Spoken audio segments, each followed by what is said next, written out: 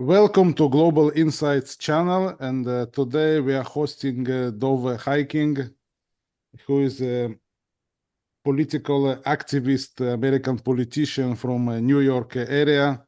For many years, have been in the Assembly of New York, and helping me, Haim Ben Pesah, our friend, a friend of mine, and generally, I'm trying as kind of someone who is never lived in the United States, and I was born in Soviet Union, and I'm living now for many years in Israel, and I had kind of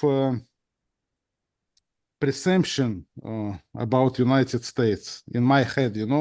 It's a country believes in freedom, supports freedom.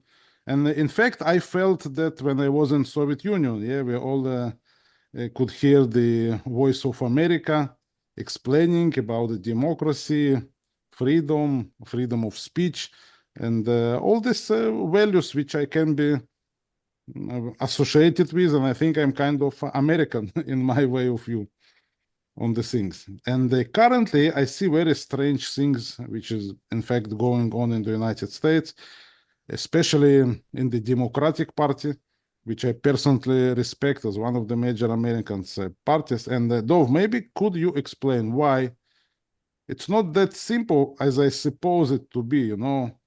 Democracy, freedom, United States stands for these values. What's wrong with that? Well, first of all, thank you for having me. And just want you to know that you're from the former USSR. And I spent many, many years as a young person fighting for Soviet Jewry, getting arrested in the streets of New York. Pesach is very familiar with all of that. Those were wonderful days fighting for people to open the doors of the Soviet Union. I remember those days. Day and night, we worked to open those doors. But look, countries, this is nothing new. Things can be wonderful. We've had golden ages of Portugal, of France, of England, where Jews, everything was wonderful.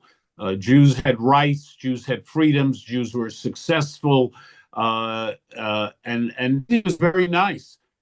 But then things changed, and sometimes they changed in a very dramatic way, where the end result was the most horrible example of that, of course, is the Holocaust. Jews lived very comfortably in Germany, Austria, other places in Europe. Yes, there was anti-Semitism. There has always been, there will always be anti-Semitism, Jew hatred. People who don't know why they hate Jews, but they hate Jews, period.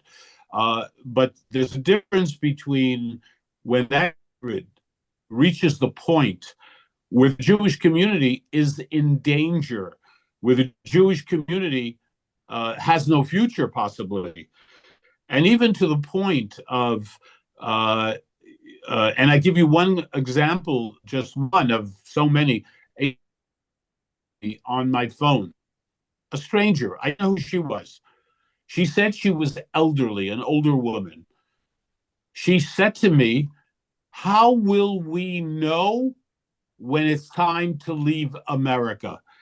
She was so concerned with going on in America. And by the way, this was before October 7th. Since October 7th, forget it. It's a whole different world. But even before, for 4 years before, the incidents of anti-Semitism, of Jew hatred, of Jews being afraid to walk the streets, of Jews taking off their yarmulke, of Jews taking off their Magen David, their Star of David, etc., etc.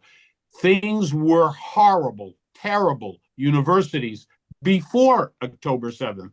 And this woman asked me, who is going to let us know? Bells ringing, time to go, Who's going to tell us? My heart, I felt so bad for her. I told her, don't worry, it's going to be okay. But that was before October 7th. Since October 7th, it's a whole different story. Things are totally out of control. I think the whole world is watching what's going on. You know, anti-Semites used to always, they used to say, we're not anti-Semites. We just hate Israel. We're just anti-Zionist, et cetera, et cetera. But now what you see in the streets of America, in the streets of France, in the streets of England and Belgium, et cetera, is something totally new. It is outright hatred for the Jewish people. If you wear a Star of David and you pass by these animals, as far as I'm concerned, it doesn't matter if you're a Shalom Achshav, it doesn't matter who you are, what you are a Jew to them, and you deserve to be targeted, to be attacked, to be called a dirty Jew, to be told that Hitler didn't finish the job, on and on and on. So we have a whole new phenomenon now. You see it every day in America now, in thousands, not hundreds, thousands, out in the streets, marching, destroying property, disrupting airports all over America, on and on, attacking Jews, physically attacking Jews. Jews, unfortunately, are afraid. I wish they weren't. I wish they were strong. I wish they were tougher, but Jews are afraid. So when the people now talk, 5 years ago, if I would have said, is there a future for Jews in America? People would have said, look, we always have problems, but it's going to be okay. I'm not so sure it's going to be okay. I'm not so sure it's going to be okay. Dov, do you understand why it is happening? What's wrong with the American society? It's very, very complicated. Jew hatred, it's not like intellectually that those who hate Jews, that if you have a conversation with them, they are ignorant. They don't know the facts of history. They don't know, and they don't care, and they don't want to be bothered. They are for the underdog. You know what I mean? Underdog. You see, up until 1967, Israel was the David in the Goliath story. Before 1967, Israel had tremendous support in America. They are surrounded by enemies. But in 1967, Israel did something that upset a lot of people. See, a lot of people in the world, they don't mind dead Jews. That's not a problem. In fact, when Jews get murdered, they will cry. The New York Times will do editorials. Everybody will say, oh, never, terrible, horrible. But in 1967, Israel won an unbelievable victory. And I remember those days quite well. I remember the Jewish community in May of 1967. I remember, as I speak to you, Syria, their armies getting ready to push the Jewish people into the sea. They were very clear. It was about destroying the state of Israel. I remember the fear of Jews in America. What's going to be? What's going to be? The straits of Tehran were closed. No, on behalf of Israel. Israel was surrounded by countries that said, I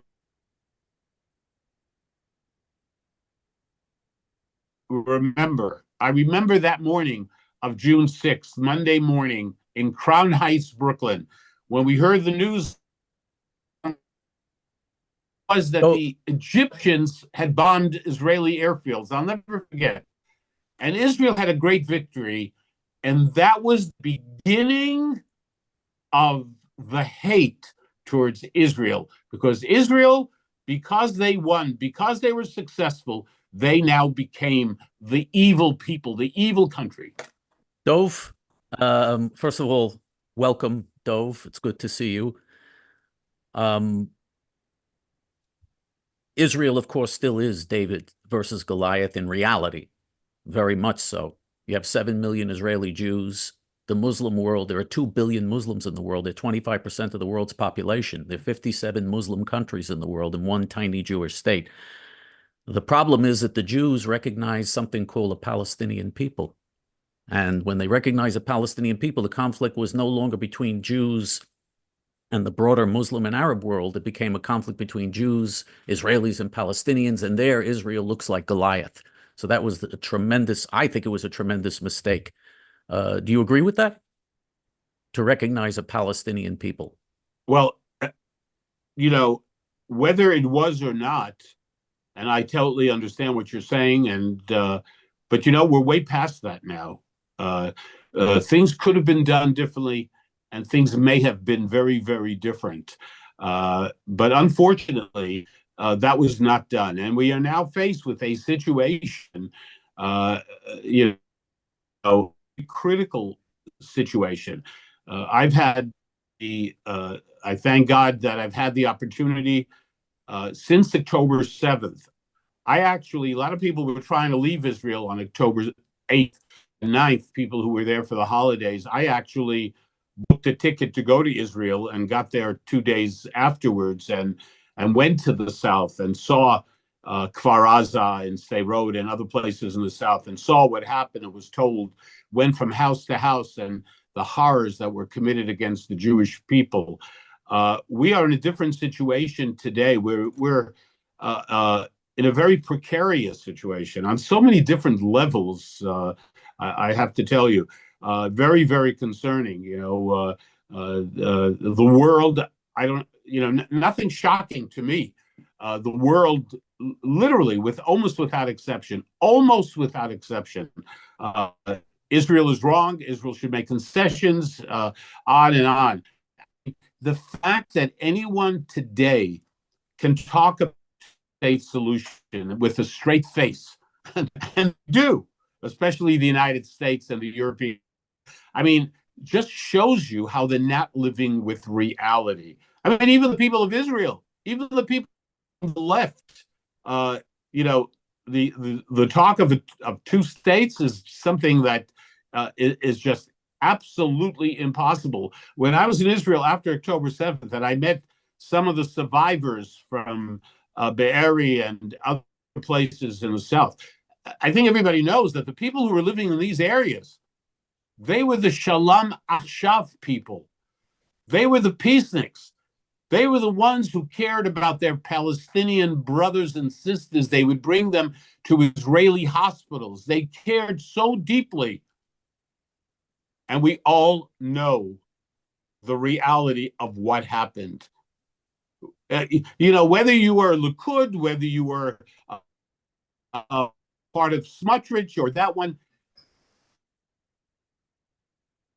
that's something that people have to recognize, that our enemies really don't care. They really don't care. They wanted about the Jewish people, all the Jewish people. So, you know, these are very difficult times. We have enemies outside of Israel. We have our enemies. Again, nothing new historically. Some of the most dangerous are Jews in America, in Israel, who are undermining the well-being of the people of Israel, the state of Israel, the well-being of the Jewish people. I mean, nothing new. It's a very sad state of affairs in terms of what's going on and what the future will be. You know, I agree with you a long, long time ago. By the way, you know, I know you know the history quite well. The other side, they had every opportunity to have their state on so many different occasions, even back in 1947, right? I mean, you know, the offer from the UN was a Jewish and Arab state. We know that. Whether that should have been on the table or not is irrelevant, but Ben-Gurion accepted that, and the Arabs and all the nations around Israel invaded Israel for the purpose of destroying the Jewish state. So this is really, until you realize there's no partner, there's no one to talk to, talking about a two-state solution is dangerous for the Jewish people. I think we should move on to the presidential election. But before we do, I just want to say, by the way, that when I was a kid, I'm 68 years old. When I was a kid, the Arabs said, "Don't call us Palestinians, we're Arabs." The Arabs said there's no such thing as a Palestinian people. So this whole thing is a hoax. But by the way, not only that, just remember, between 1948 and 1967, right? The Jordanians controlled Judea and Samaria and controlled Jerusalem, where Jews could not go to the Kotel. They had it for 17 years. 19 years. Right? 19 years, exactly. 19 years. By the way, that was their opportunity to do something if they really cared. No one ever talked about let's have a Palestinian state. We have Judea and Samaria. There was no such discussion. But I don't want to confuse anybody with the facts of history. Our enemies don't want to be confused. Let me ask you about the presidential election. First of all, let me just give you a little bit more of an introduction to our viewers, because you are a very important political figure certainly in New York politics. In the U.S. Senate race between Al D'Amato and Bob Abrams, D'Amato won by 1%. Very, very close election. You endorsed D'Amato. You were a Democrat, but at that time you were a Democrat. You endorsed the Republican D'Amato, and many people believe that because of your endorsement, D'Amato won. In the race for mayor of New York, very similar situation. Rudy Giuliani against David Dinkins. Giuliani narrowly won. You, a Democrat, endorsed the Republican Giuliani, and the Republican Giuliani narrowly won. And many people again believe that you were responsible for Giuliani winning the race for mayor of New York. In the race for governor of New York, George Pataki versus Mario Cuomo, same situation. Pataki narrowly wins. You endorsed him. It made a big difference. So you're a very influential voice in the Jewish community. And when you endorse people, your endorsements are eagerly sought after. And when you endorse people, very often it does move a lot of Jewish votes, and it can make a difference. The polls show that this is going to be a very close race between Donald Trump and Kamala Harris in the battleground states. That's where it's really going to be decided. And they're virtually in a tie in the polls. And the Jewish votes in those states can be critical. So what you're going to do now, people who are interested in who's going to win the presidency, our guest is someone who can very much influence that election by his actions, that the past has proven that. You were a Democrat for many years. You've switched to the Republican Party. You represented the Borough Park section of Brooklyn, probably the most Jewish area outside of Israel in the world, in terms percentage-wise and proportionally speaking. And you did that as a Democrat. Now you've switched to the Republican Party. Can you explain to us why you switched to the Republican Party and what your position is on the presidential election this year? Yeah, look, one of the things I've always said, and I continue to say, never was truly a Democrat, and I'm not truly a Republican. I am truly, I hope, a Jew who cares about our people and will try to do what I think is best for America and for the Jewish people. It's one and the same, by the way. So, as a Democrat, I did something that is probably the worst sin that you can commit, and that is to be a Democrat and to endorse Republicans. And I paid a price for that, but that was okay. Now, the reason I actually switched, and I still would support a Democrat where I felt that was the best choice. But the reason I switched is because the Democratic Party has become, what can I say, diseased. There's a disease. Now, it doesn't mean that every Democrat is evil and terrible and every Republican is God's gift to the world. But there is no question, if you are honest, if you are sincere, there is no question that Republicans, being the Republican senators, Republican members of the House, and Donald Trump in particular, there is no that they get it, that they understand. When you watch them on television in America, and it's all over the world, when you see non-Jewish senators they defend Israel, it is amazing. It is extraordinary. There is no question that the Republican Party as a whole and its representatives are the best friends that Israel has in the world, period. And the Democrat is diseased with anti-Semitism. There's a disease. Specialists to deal with the disease. They need antibiotics. They need all kinds of things because it really situation. That doesn't mean that all Democrats are Tlaib and Omar and some of the others. But you know what? You have those that are outright evil, okay? And Harris, who's running for president, is dangerous to the well-being of Israel, incredibly dangerous. I mean, if you just recently when Netanyahu spoke to the United States Congress, right? She decided not to be there. Okay, she wasn't there. Okay, chutzpah, audacity. But the moment really defines who she is when she met Netanyahu along with Biden. If you remember that moment, if you have that picture, if you have that 3 seconds of video clip, when she saw Netanyahu and she shook hands, her face told the story as to how she felt. It was like she was at a funeral. It was mind. If you think Biden is a disaster for Israel, which he is, okay, Harris is really a catastrophe without any question. And part of my message to a lot of people, because there are people who have a problem with Trump. They like his policies, like the things he did. I mean, he was the best president of Israel ever. And no one is number 2 or 3. I mean, he was just the best. That is just a fact. But, there are things about Trump that people don't like, it more his personality, et cetera, things he says. And I understand that. I don't like it either. I don't care. But you know what? There is no choice. If you are a moderate Republican, if you're not sure, you like the policies of the Republicans, but you don't like Trump so much, I am begging and pleading with you that you support Donald Trump.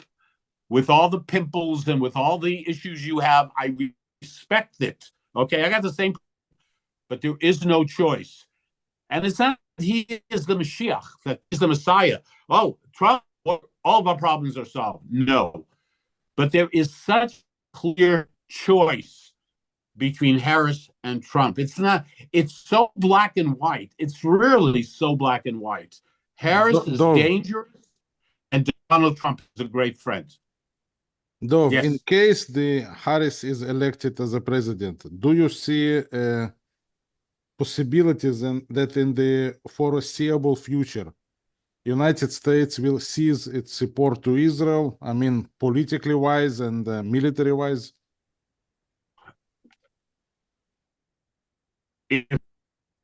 And the Democrats win the House of Representatives, for instance, okay? Just remember, if the Democrats win the House, Tlaib, there are many of them. They will be the heads of important committees of the United States Congress.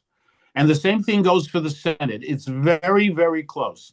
So to answer your question, the answer is yes. That the United States, not overnight, but slowly but will apply the Israel that we have never, ever seen before. If Harris wins, if they win the House, if they win the Senate, then I think you will have a dramatic increase in Aliyah, which may be.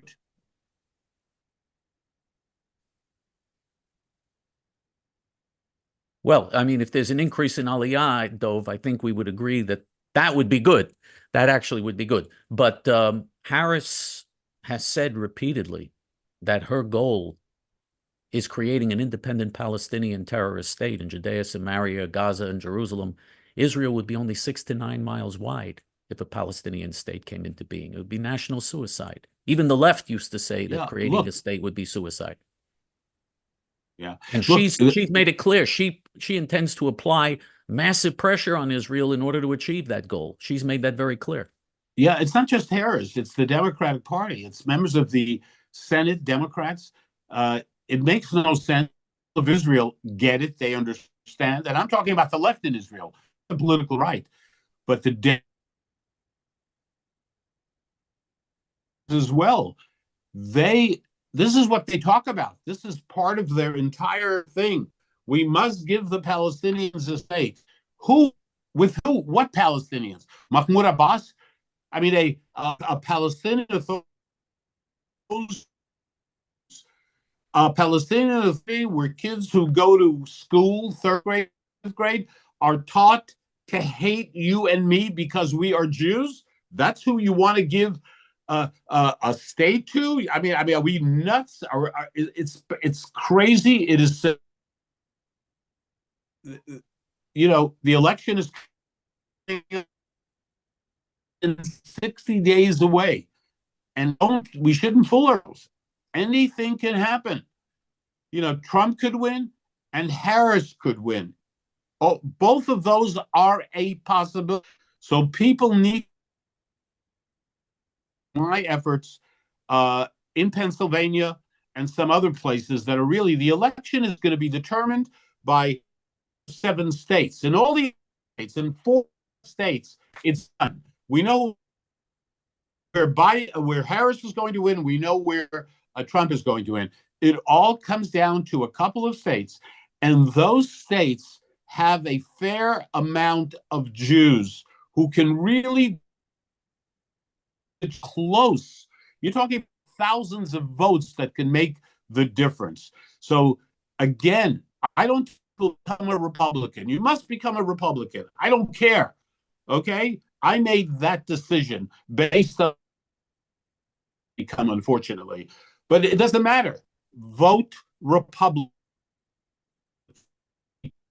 24. Stay a Democrat, fine. But you must vote Republican for the future. By the way, it's not just about Israel. It's the future of the United States of America. What's going on in borders? I mean, it's insane. Americans are dying as a result of open borders, and the people that are coming in, and we'll get the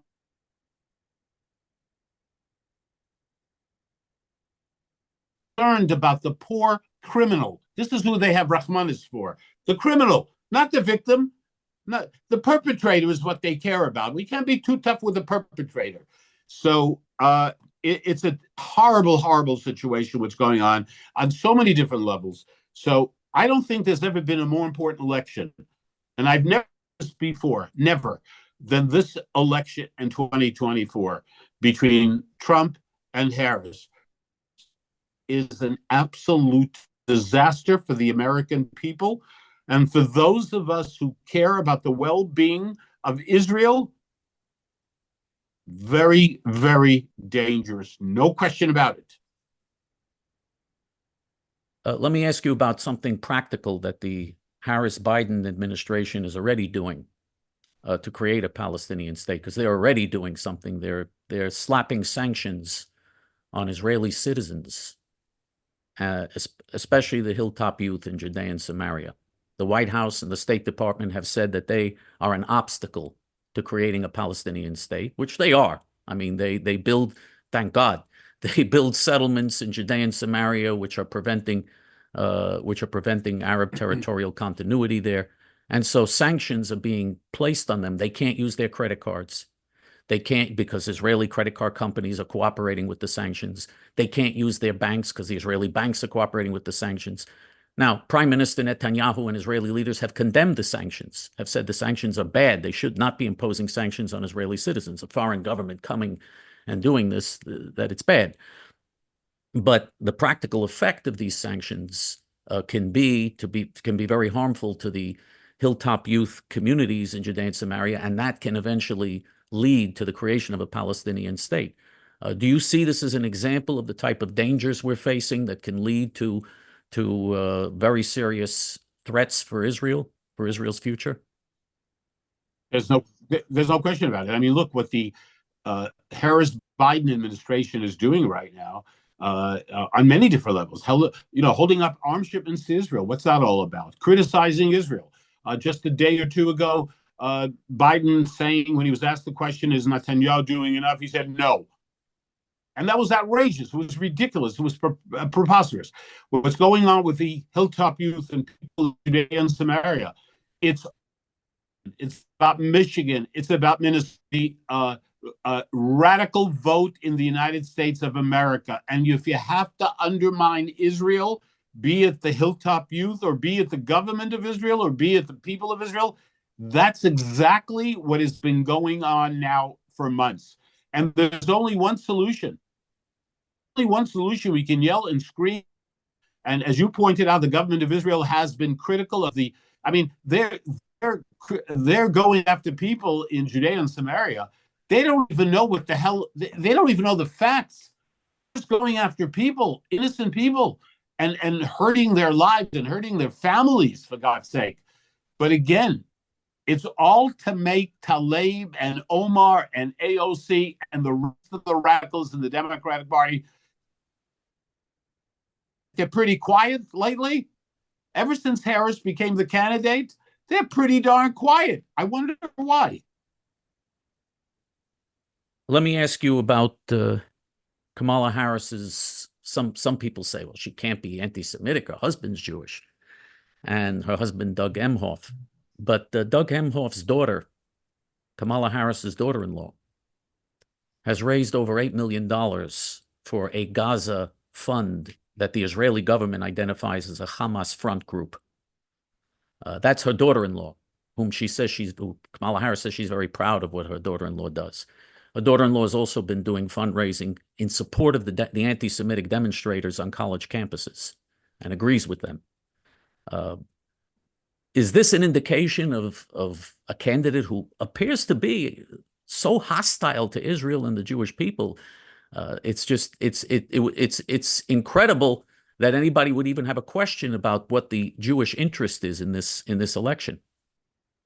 Look, we know our history, and the fact that Harris's husband is Jewish is of no consequence, and maybe even more dangerous.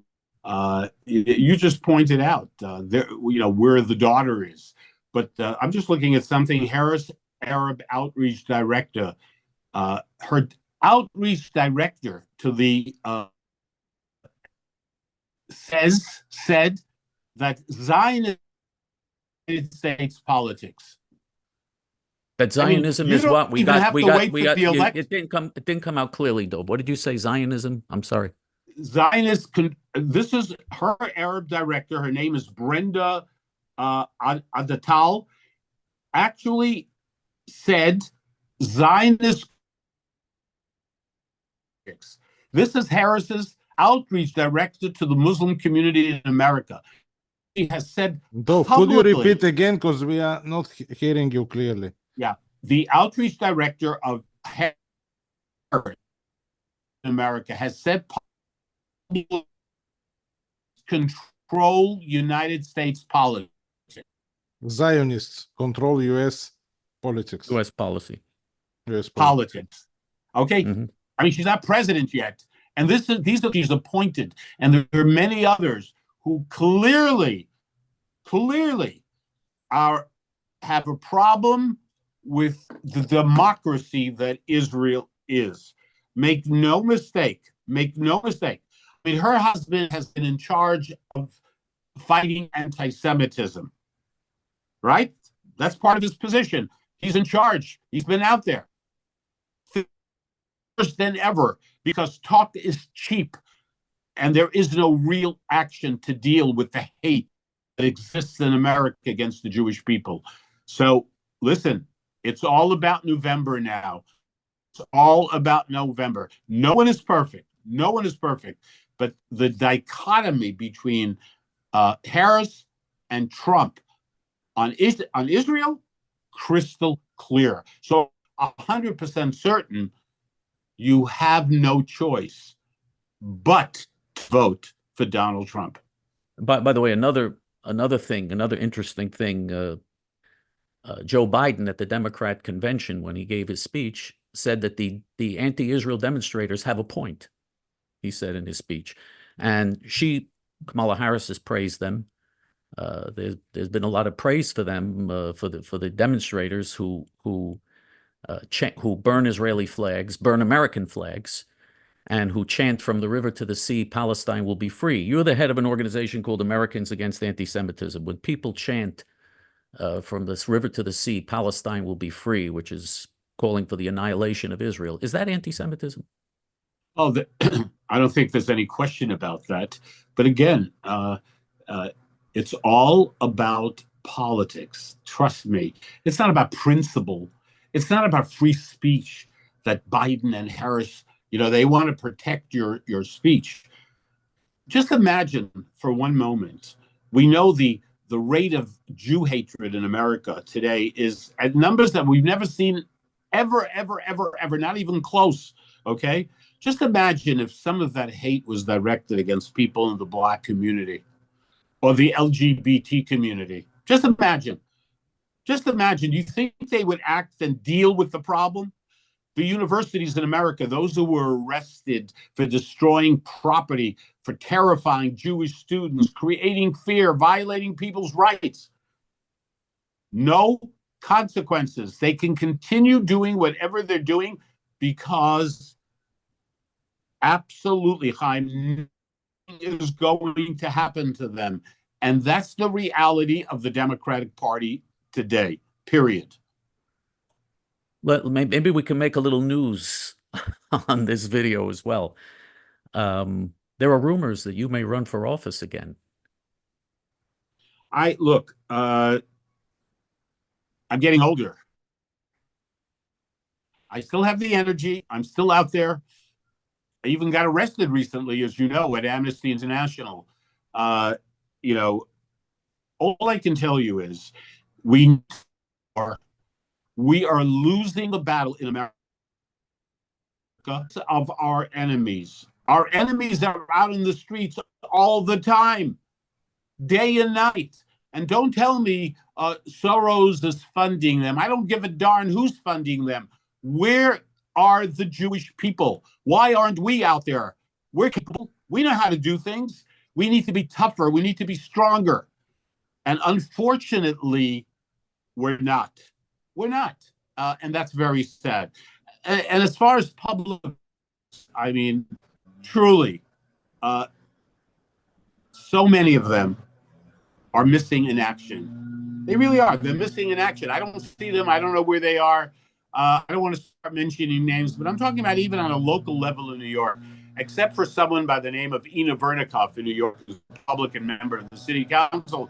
There are council members, there are state senate members, assembly members, Jews, religious Jews. I don't know where they are. They probably are on vacation the last couple of years. Yeah. I think that's obvious, Dov.